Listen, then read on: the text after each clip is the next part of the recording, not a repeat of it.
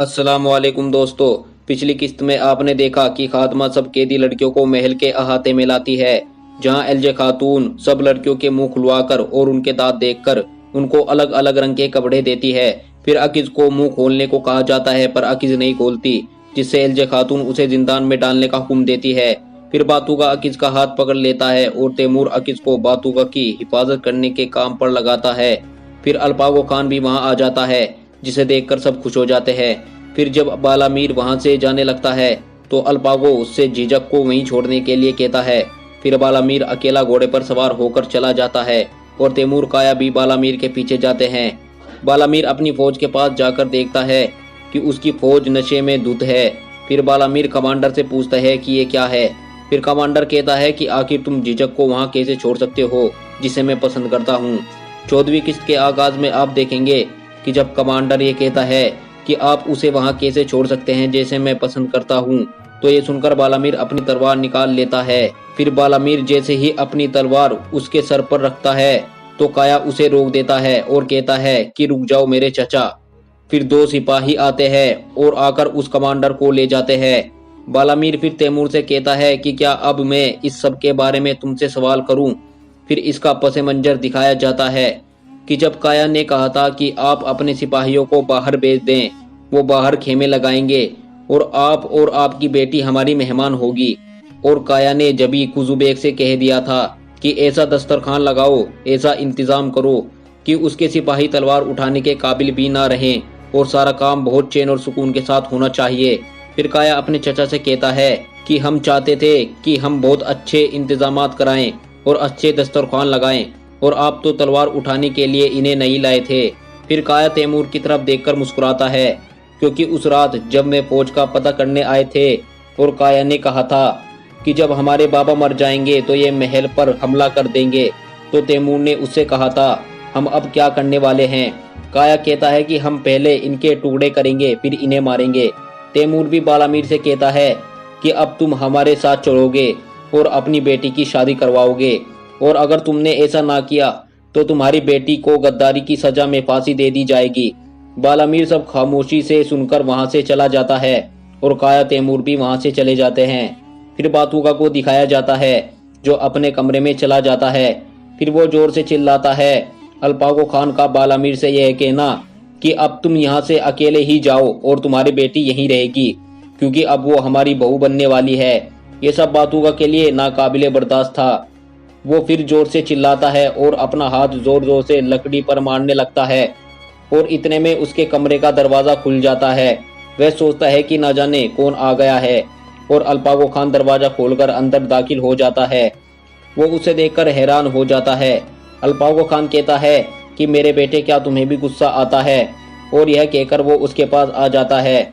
फिर वो अपना हाथ बातूका के मुंह के जख्म पर लगाता है और कहता है कि बताओ, जब मेरी तबीयत खराब थी तो तब तुम्हारी साथ क्या क्या हुआ, क्योंकि तुम दर्द की वजह से नहीं बल्कि गुस्से की वजह से चीख रहे हो।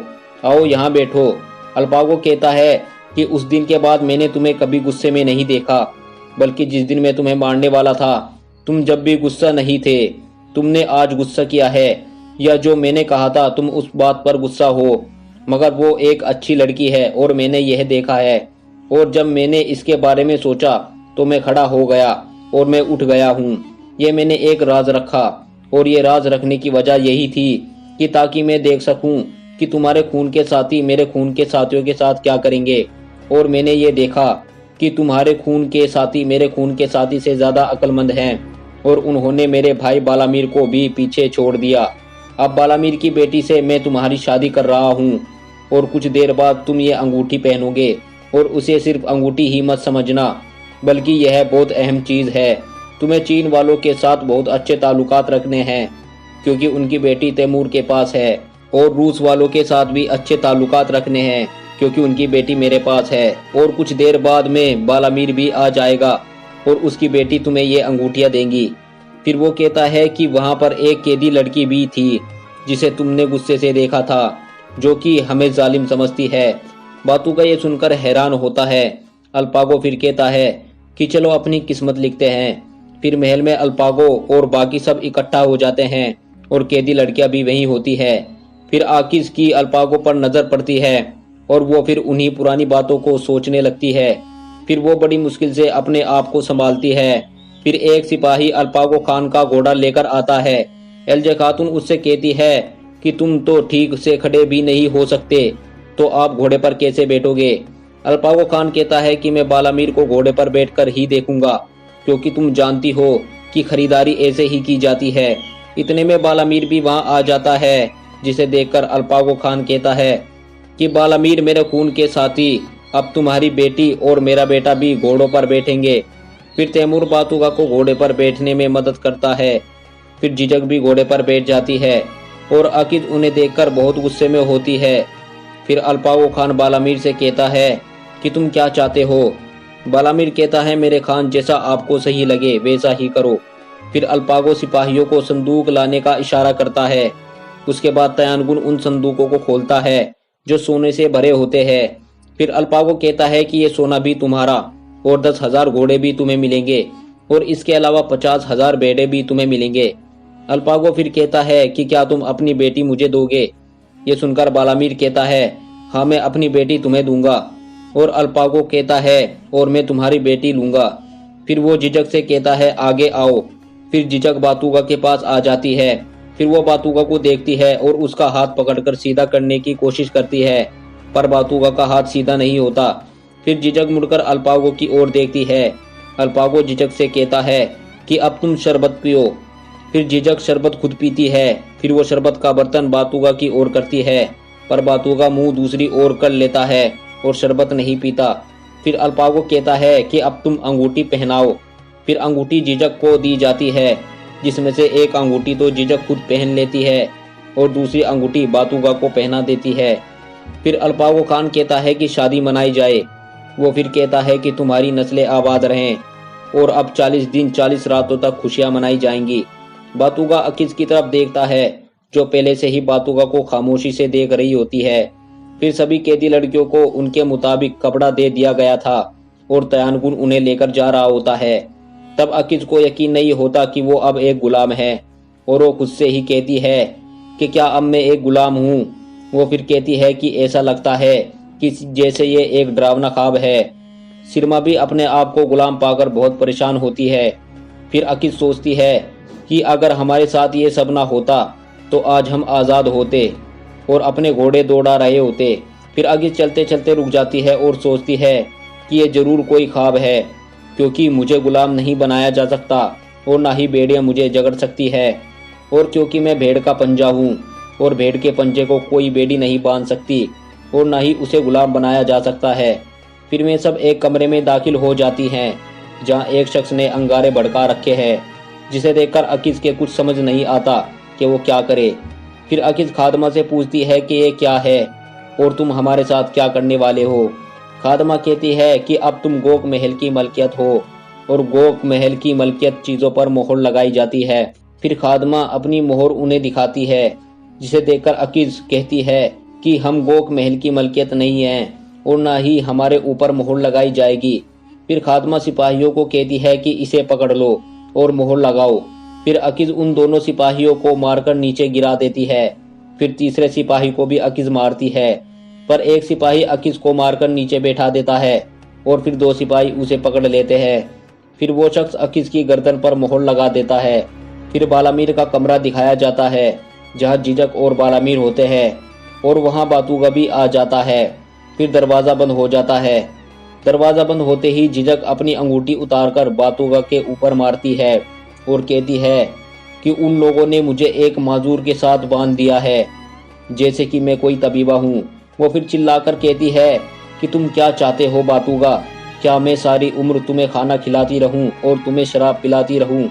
फिर झिझक अपने बाबा की तरफ देखकर कहती है कि मैंने हमेशा आपकी इज्जत की है और आपके लिए मैं जान भी दे सकती हूँ, लेकिन इस अपाहिज से मैं शादी नहीं करूँगी।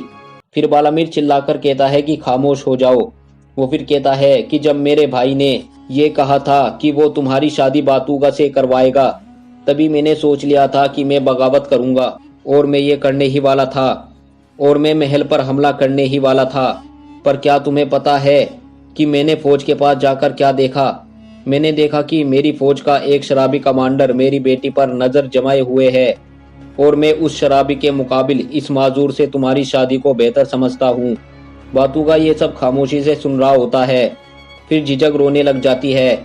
बालामीर कहता है कि तुम्हें किस बात पर रोना आ रहा है, क्या इस पर कि तुम गोख महल की बहू बनने वाली हो? फिर बातूगा उनके कमरे से बाहर आ जाता है और कहता है कि तुम्हें इसका हिसाब देना होगा। फिर अल्पागो को दिखाया जाता है जो ऊपर से उस चोर लड़की को देख रहा होता है जिसे फांसी दे रखी है। फिर तैमूर, काया और एलजे खातून भी उन्हें ढूंढते हुए वहां आ जाते हैं। जहां आकर एलजे खातून कहती है कि आपको कमरे में ना पाकर हम घबरा गए थे और आप यहाँ क्या कर रहे हैं। और फिर एलजे खातून अल्पागो खान का हाथ पकड़कर कहती है कि आपको तो अभी भी बहुत तेज बुखार है। फिर अल्पागो खान कहता है कि आखिर ये लुटेरन अपने आप को 2 सर वाले भेड़िए का पंजा क्यों कहलाती है। ये सुनकर काया कहता है कि ये तो कोई भी नहीं जानता है। फिर अल्पागो कहता है कि हर भेड़िए का जिस्म होता है और उस पर एक सर भी होता है, और अगर ये लुटेरन पंजा है तो फिर इसका सर और जिस्म कौन है। काया कहता है कि सल्तूक बेग ने बताया था कि ये यतीम है। फिर तैमूर कहता है कि हो सकता है हमने इनका कबीला भी तबाह कर दिया हो और ये 2-3 हमसे बदला लेने के लिए आए हो। फिर अल्पागो खान कहता है कि मेरे बेटो, अपने खानदान के बारे में सोचो और अपने आबाओ अजदाद के बारे में सोचो। तुम्हारी तारीख ऐसी दास्तानों से भरी पड़ी है कि जिनसे बड़े बड़े तख्त हासिल किए गए हैं, ना कि इंतकाम लिया गया है। वो फिर कहता है कि जब भी तीर चलाओ तो ये मत सोचना कि ये किसको लगेगा, बल्कि ये सोचना कि इसका फ़ायदा किसको होगा।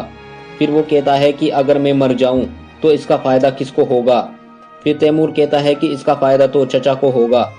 फिर अल्पागो कहता है तुम बताओ, क्या उसकी बेटी मैंने इसलिए नहीं ली है। तैमूर कहता है कि आप पहले आराम कर ले और सो जाएं। फिर अल्पागो खान कहता है कि मैं नहीं सोऊंगा, क्योंकि जब चरवाहा सो जाता है तो उसकी भेड़ें बिखर जाती हैं। फिर वो चिल्लाकर कहता है कि तुम भी नहीं सोओगे, ये बात समझ लो, क्योंकि अब हम उसकी बेटी को यहाँ ले आए हैं। वो फिर कहता है कि हो सकता है कि ये बालामीर ने ना किया हो, बल्कि रूस और चीन में से किसी ने किया हो, क्योंकि हमारे बहुत दुश्मन हैं। फिर अल्पागो उन्हें गिनवाने लगता है। वो फिर कहता है कि पता करो कि ये लुटेरन कौन है और कहाँ से आई है और किसने इसे गोख खान को मारने का हुक्म दिया था। यकीनन ये बात कोई ना कोई तो जानता होगा। और ये कहते हुए अल्पागो बेहोशी में होने लगता है। फिर काया कहता है कि जख्म देखना, क्या वो ठीक है। एलजे खातून जख्म देखकर कहती है कि जख्म ठीक नहीं है। फिर अल्पागो खान कहता है कि मैं ठीक हूँ। वो फिर कहता है कि अगर मैं इस जख्म से मर भी जाऊं तो तुम मुत्तहिद रहना, एक दूसरे का साथ देना और अपने भाई बातूगा की हिफाजत करना। ये कहकर अल्पागो बेहोश हो जाता है और ये किस्त यहीं खत्म हो जाती है। मिलते हैं नए एपिसोड में।